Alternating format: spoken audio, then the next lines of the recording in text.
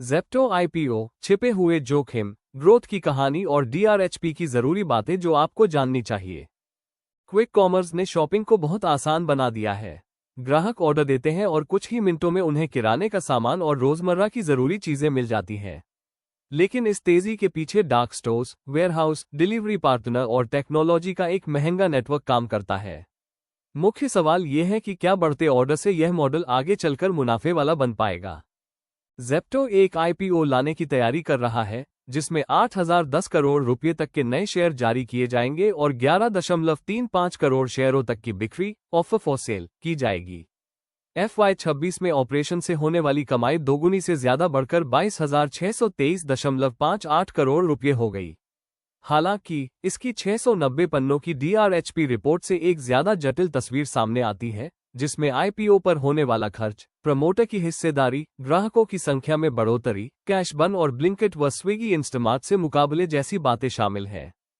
1. IPO से मिलने वाले ज्यादातर पैसे नए डार्क स्टोर्स के बजाय मौजूदा डार्क स्टोर्स के किराए पर खर्च होंगे। ज़ेप्टो की योजना है कि वह आईपीओ से मिलने वाले पैसे में से 1,734.94 करोड़ रुपये तक का इस्तेमाल FY27 और FY30 के बीच 1,121 मौजूदा डार्क स्टोर्स के लीज रेंटल किराए का भुगतान करने के लिए करेगी।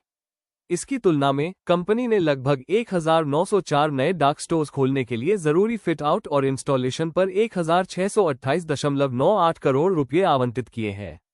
ज़ेप्टो आईपीओ से मिलने वाले पैसे का एक बड़ा हिस्सा मौजूदा किराए के लिए आवंटित कर रही है, जबकि प्रस्तावित नेटवर्क का आकार बहुत बड़ा है और उसके सेटअप पर भी खर्च होना है। नए स्टोर्स के लिए तय रकम में उनके भविष्य के लीज भुगतान शामिल नहीं है।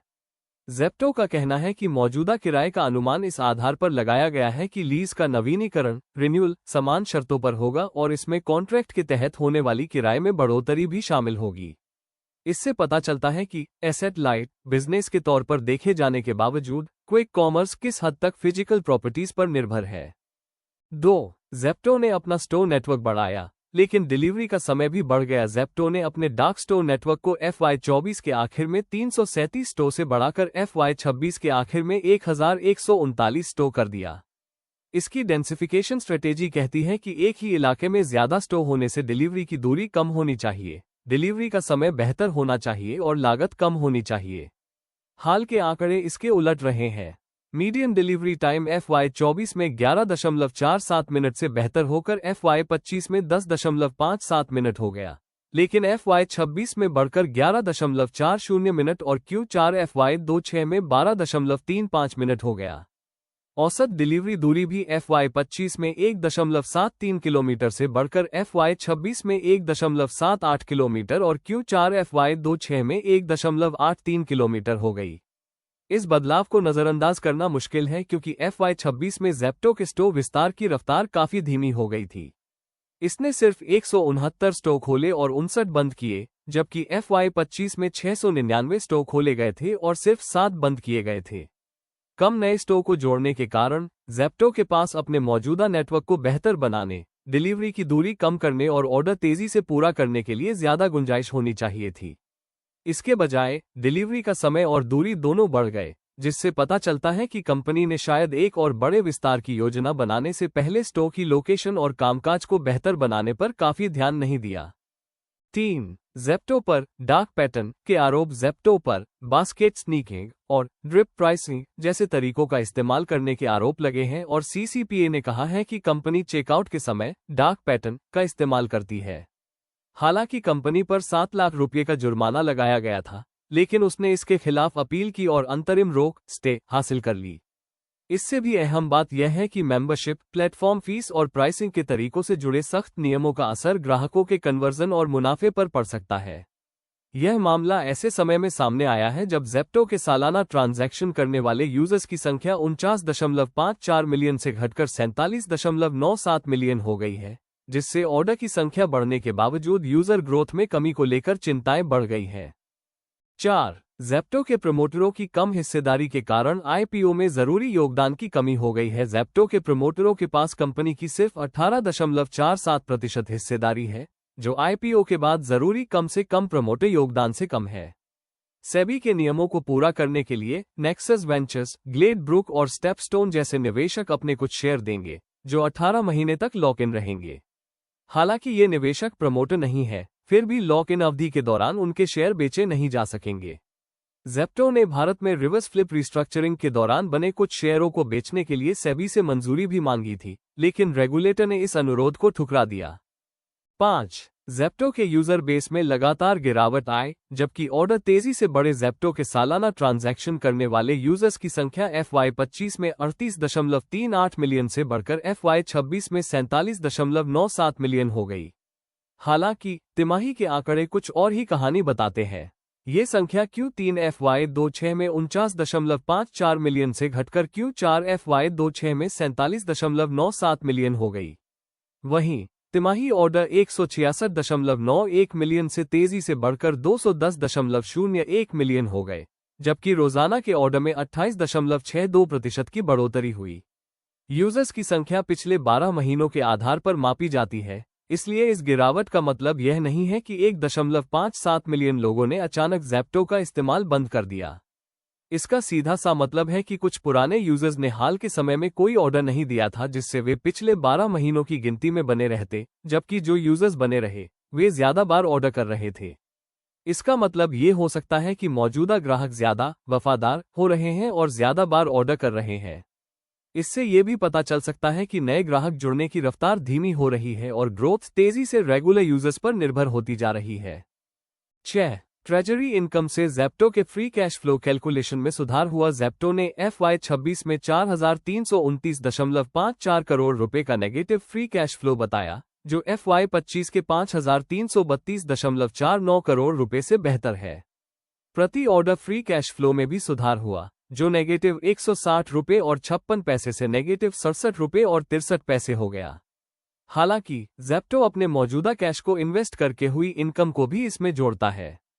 FY26 के कैलकुलेशन में 392.86 करोड़ रुपए की इंटरेस्ट इनकम, म्यूचुअल फंड और बॉन्ड से 79.20 करोड़ रुपए का गेन और फेयर वैल्यू गेन से 2.70 करोड़ रुपए शामिल है।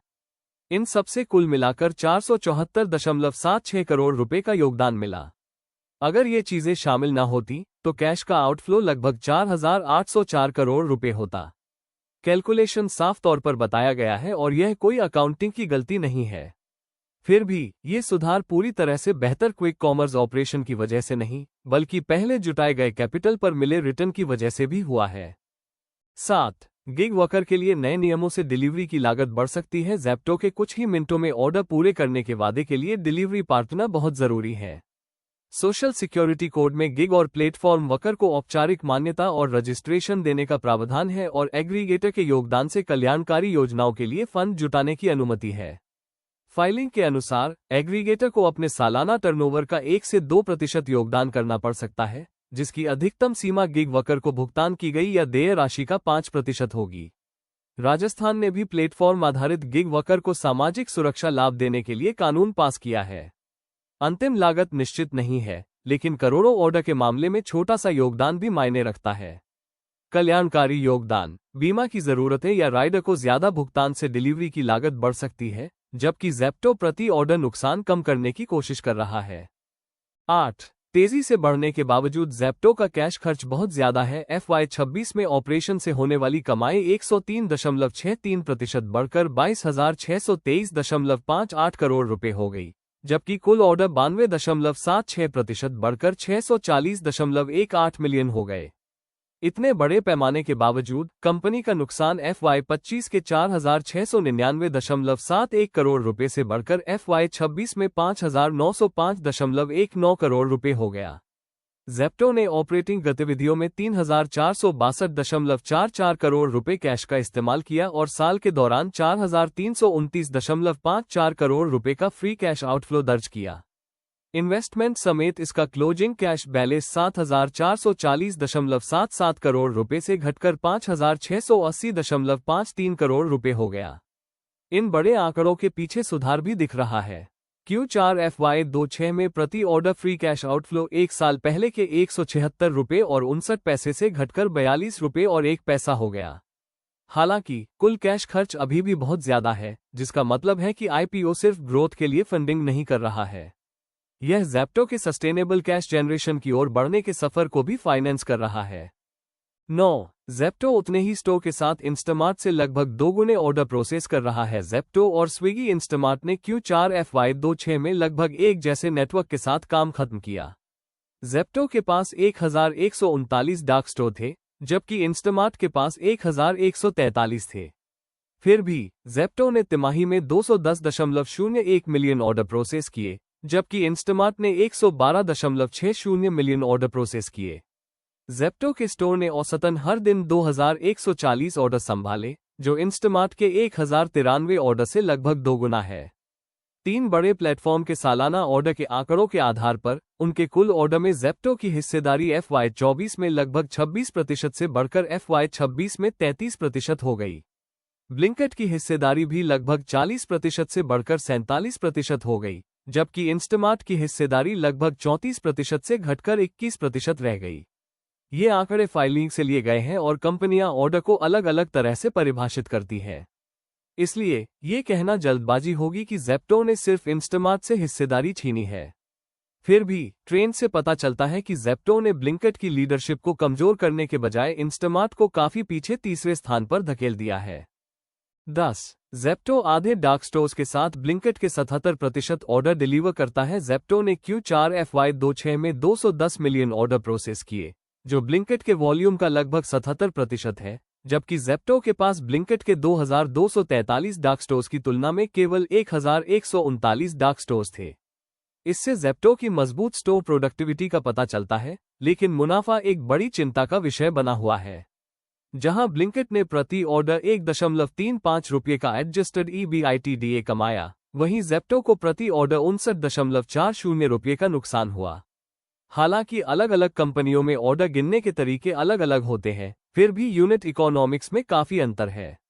निवेशकों के लिए मुख्य सवाल यह है कि क्या ज़ेप्टो IPO के बाद अपनी तेजी से बढ़ती ऑर्डर संख्या को टिकाऊ मुनाफे और पॉजिटिव कैश फ्लो में बदल पाएगा।